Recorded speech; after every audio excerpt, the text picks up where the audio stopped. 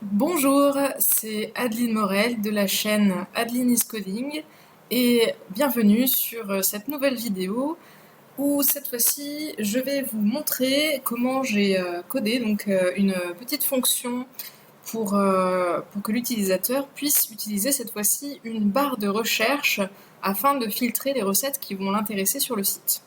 Donc pour resituer un petit peu, nous sommes sur un projet de ma formation. C'est pas un vrai site, hein, c'est plus une démo qui va me servir en fait à montrer deux approches différentes pour coder une fonction de recherche, donc une fonction de filtre. Donc je vais comparer deux approches qui sont les boucles for natives et les méthodes filter sur les arrêts. Voilà, donc en fait là pour l'instant je suis sur la première approche qui est l'utilisation d'une boucle for. Enfin, j'en suis même pas tout à fait. J'ai pas encore terminé hein, de créer cette approche-là. Là, pour l'instant, depuis la dernière fois, qu'est-ce qui a changé? Déjà, j'ai su récupérer les filtres pour les. Là, je fais un petit résumé rapide pour ceux qui ont suivi la dernière vidéo, mais on passe rapidement dessus. J'ai chargé les filtres pour ingrédients, appareils, ustensiles. Là, ils n'apparaissent plus parce que pour les besoins de cette vidéo et des tests que j'ai effectués précédemment là, dans la journée, je les ai cachés pour pas qu'ils nous embêtent, donc je les ai mis en display none. Là, on a bien nos 50 recettes qui sont ici. Voilà. Et je vais donc vous faire une première démonstration de ce qui se passe pour l'instant sur le site quand l'utilisateur tape des mots dans la barre de recherche. Donc, j'avais un cas d'utilisation qu'on m'a donné et on m'a dit que à partir du moment où l'utilisateur tape 3 lettres dans cette barre de recherche, il faut que les cartes commencent à être triées en fonction soit du titre, soit de la description, soit des ingrédients. Donc par exemple, on va vouloir tout ce qui est cru. Donc je tape CRU et j'ai cru, mais j'ai également du crumble aux pommes. Pas de souci. Alors bon, peut-être que finalement je veux du crumble uniquement. Alors, ça nous arrange, hein. Je vais taper le mot crumble en entier. Cette fois-ci, on voit que l'autre carte a disparu. Ok? Donc voilà, c'est tout bête. Et si je tape uniquement CR, donc on va reloader la page afin que ça se remette par défaut. Je tape CR, vous voyez, il ne se passe rien. Donc on a bien la condition à partir de 3 caractères. Voilà, CRU, c'est bon.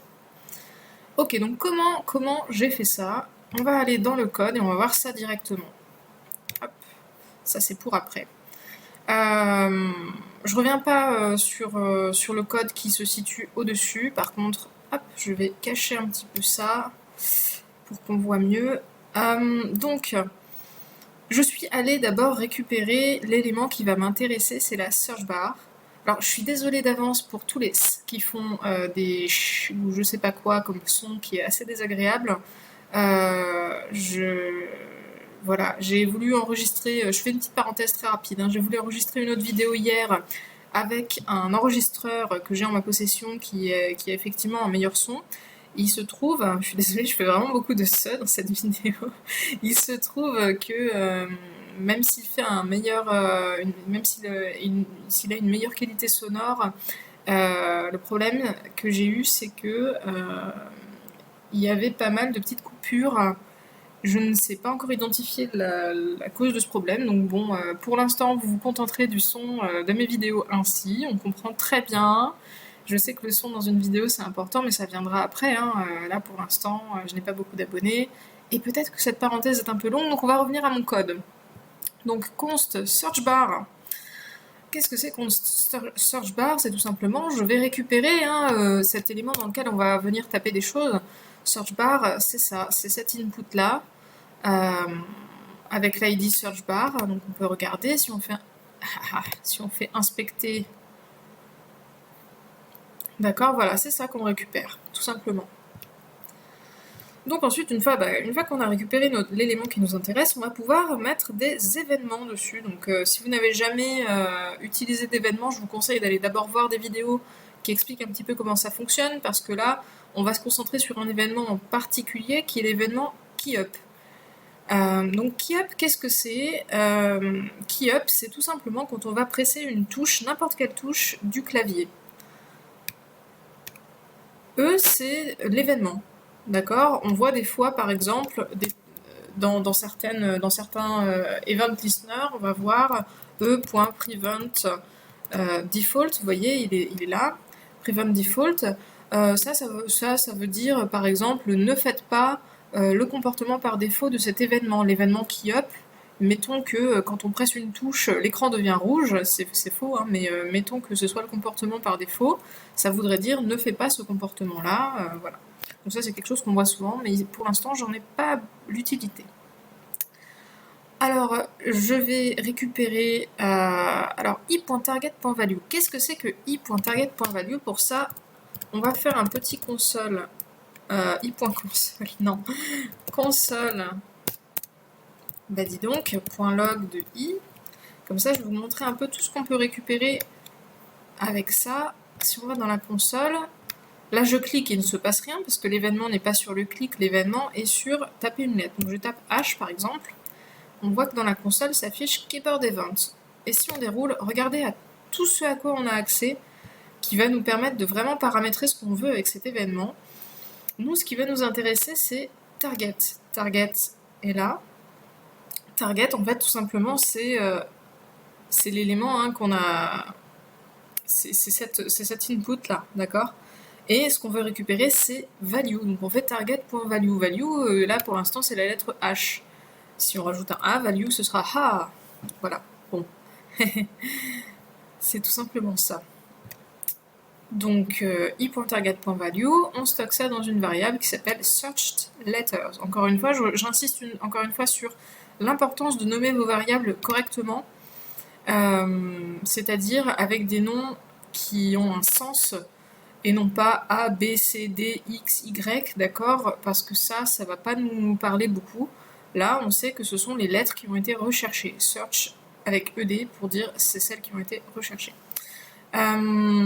Et cards au pluriel, ça va vouloir dire qu'on va prendre toutes les cards. Pour ça, on a query selector all, d'accord? On n'oublie pas le all, parce que sinon on va récupérer que le premier élément qui a la classe .card.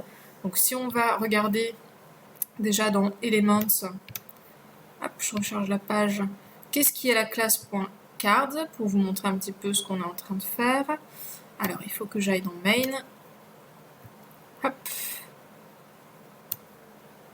Voilà, là on voit card, elle est là, la classe card. Donc card, en fait, c'est un article, d'accord? Vous voyez à gauche de l'écran quand je vais sur... oula, j'ai du mal, j'ai bugué. Quand je vais sur un article, on voit que ça passe en bleu l'élément en over. J'ai eu un moment d'absence là, veuillez m'excuser. Donc on va retourner dans le code, c'était juste pour vous montrer ce que j'ai sélectionné avec query selector all, ça va sélectionner tous ces articles. D'accord, c'est un arrêt en fait. Ça va nous faire un arrêt. Si on fait si je faisais console.log de cards, ça devient n'importe quoi. Si je fais un petit console.log ici, hop, pardon, il va falloir que j'aille dans la console, que je tape une lettre. Voilà, on voit que on a bien un arrêt, d'accord, node list, et avec 50 recettes. Je vous ai dit, j'ai 50 recettes en tout. Voilà. Donc, on va enlever le console log. On va s'enlever tous les console logs qui sont inutiles au fur et à mesure. Voilà. Donc une fois qu'on a récupéré tout ce qui nous intéresse, j'ai créé une fonction que j'ai appelée filter_elements. Je ne l'ai pas appelée filter parce qu'il existe déjà une fonction native, c'est comme ça qu'on dit je crois, pour dire que c'est une fonction qui existe déjà, une méthode qui existe déjà sur les arrays, qui s'appelle déjà filter, et je ne veux pas encore l'utiliser pour l'instant. Donc moi ma fonction elle s'appelle filter_elements. Les éléments en question ce seront les cards, et j'ai utilisé letters pour que ce soit plus court, et ce sera searched letters.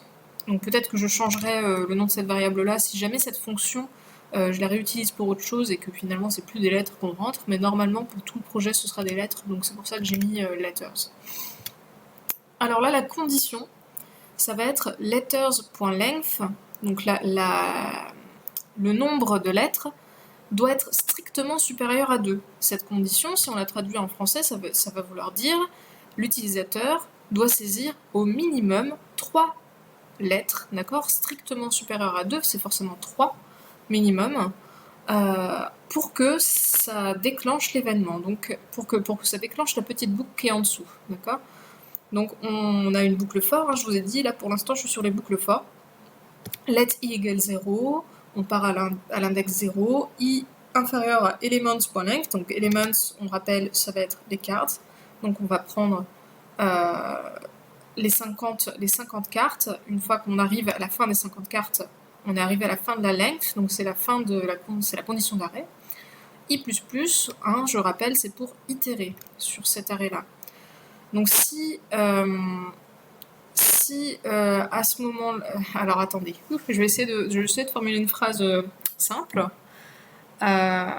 Si le text content de la carte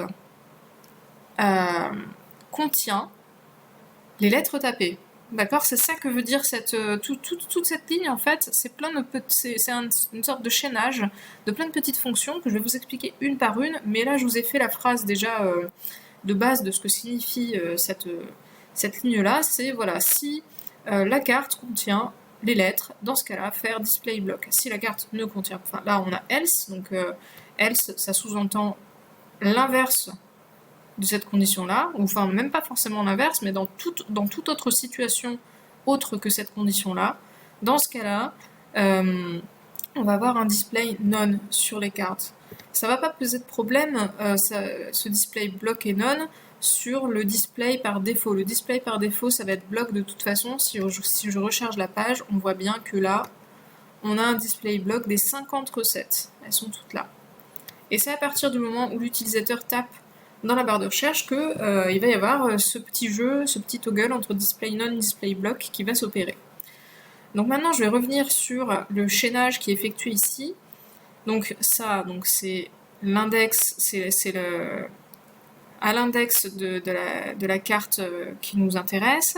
On va regarder, alors text content, vous avez peut-être déjà vu, il y a également inner HTML, inner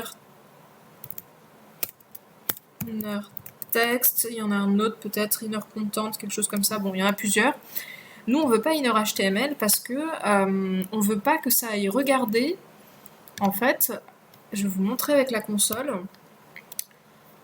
Inner HTML, ça va aller regarder également dans les balises en fait, ça va regarder le mot article, ça va regarder le mot IMG, ça va regarder ce genre de choses.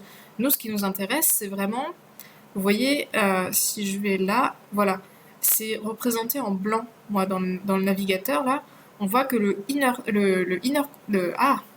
text content, il est représenté en blanc.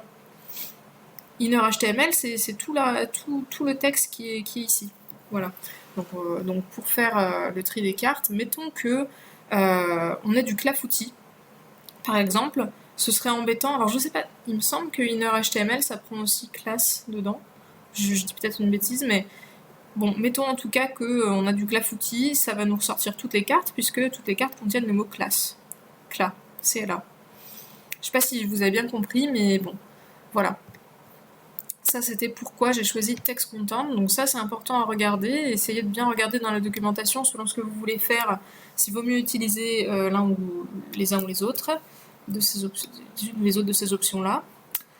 Ensuite, on va avoir tout lowercase. Pourquoi j'ai utilisé tout lowercase encore ici? Donc c'est une petite fonction qu'on a déjà vue, tout lowercase, que j'ai utilisé pour pas avoir des doublons.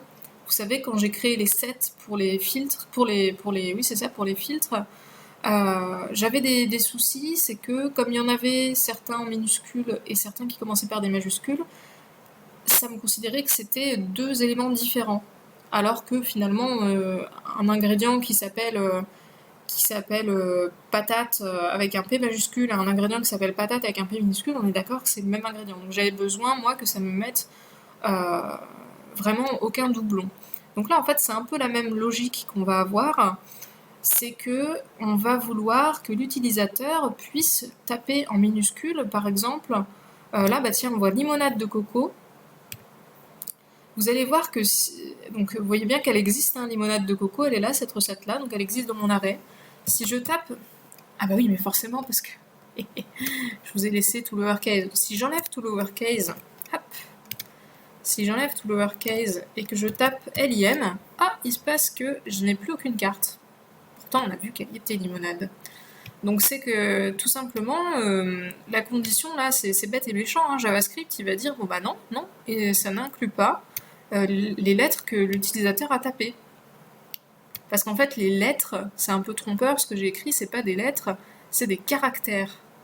D'accord? Et la casse va être prise en compte pour dire si c'est la même chose ou pas. Et donc là, bah, il se trouve que majuscules et minuscules sont considérés comme deux choses différentes. Donc si on ajoute bien le point, donc on va faire CTRL Z, ça ira peut-être plus vite, hein, au lieu de retaper les choses. Et que cette fois-ci, je tape LIM, on voit que ça y est, ça me met les limonades. D'accord? Donc pensez à des petites astuces comme ça. Le point to lowercase, il est très utile souvent pour résoudre tous les problèmes de casse.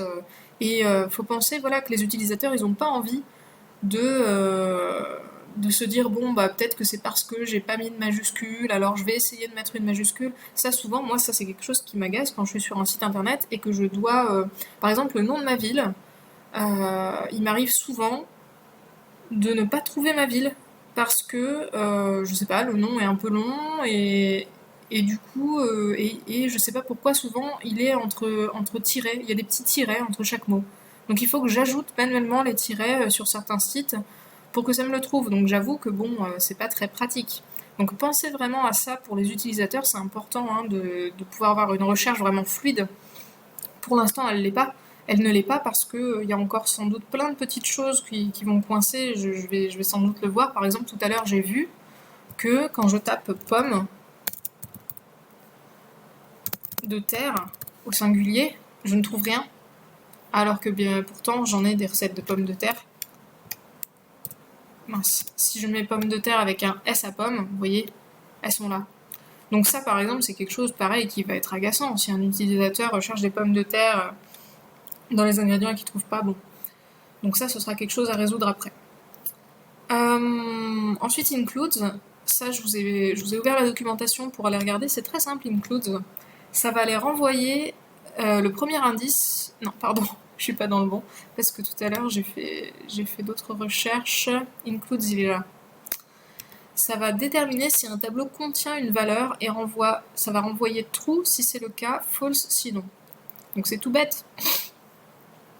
Voilà, ça c'est quelque chose que vous allez souvent utiliser, includes, je pense. Je suis désolée, je me sens un peu enrhumée là. Et donc tout à l'heure je regardais, oui, il y a plein de petites méthodes que je connais déjà qui sont assez simples finalement d'utilisation, dont une que je voulais vous montrer, que j'utilise pas encore dans le projet mais peut-être qu'il va me servir, c'est indexOf. Pensez aussi à utiliser ça, c'est très pratique. Ça renvoie le premier indice pour lequel on trouve un élément donné dans un tableau. Si l'élément cherché n'est pas présent dans le tableau, la méthode renverra -1. Donc ça pourrait je pense que ça pourrait me servir dans le projet. Par exemple, là, si je voulais voir justement, bah tiens, est-ce qu'il y en a pas des pommes de terre là dans mon... Si j'avais pas eu l'idée que ça pouvait venir du pluriel, j'aurais pu vérifier. Enfin bon, je sais pas si ça aurait pu marcher pour ce cas-là. Je suis en train de me dire que je vous dis des bêtises, mais en tout cas, ça peut toujours servir quand on manipule des arrêts. Voilà.